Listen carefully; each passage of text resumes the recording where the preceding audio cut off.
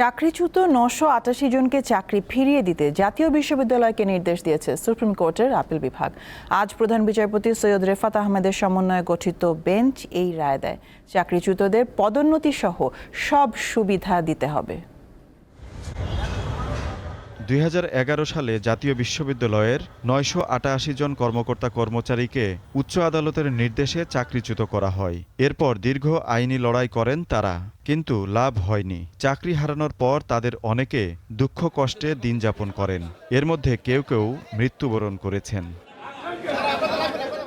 ছাত্র জনতার গণ অভ্যুত্থানের পর আপিল বিভাগের রায় রিভিউ করার সিদ্ধান্ত নেয় জাতীয় বিশ্ববিদ্যালয়। আওয়ামী লীগ সরকারের আমলে প্রতিহিংসার শিকার হয়ে চাকরিচ্যুত ৯৮৮ জন কর্মকর্তা কর্মচারীর বিষয়ে এই সিদ্ধান্ত হয়। শুনানি শেষে মঙ্গলবার রায় দেয় সর্বোচ্চ আদালত।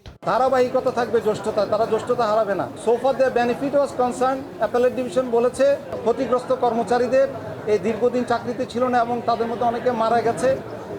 তাদের যে কষ্ট, তাদের যে লাঞ্ছনা, তাদের যে অপমান, তাদের যে অসম্মান, তাদের যে অর্থনৈতিক কষ্ট, সব কিছু বিবেচনা করে বিশ্ববিদ্যালয়কে ডিসিশন দিয়েছে যে ওনারা বেনিফিটের বিষয়ে সিদ্ধান্ত নেবেন। জাতীয় বিশ্ববিদ্যালয়ের আইনজীবী জানান, এখন বঞ্চিতদের চাকরিতে পুনর্বহালে কোনো বাধা নেই। সমস্ত বিষয়টি আইনানুগভাবে নিষ্পত্তি হয়েছে। আমি বিশ্বাস করি দ্রুত বিশ্ববিদ্যালয় কর্তৃপক্ষ দেশের সর্বোচ্চ আদালতের রায়টি তারা বাস্তবায়ন করবেন।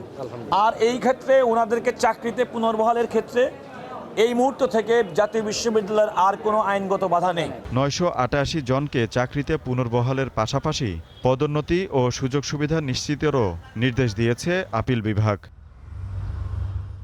আজিজুল ইসলাম, দীপ্ত সংবাদ, ঢাকা।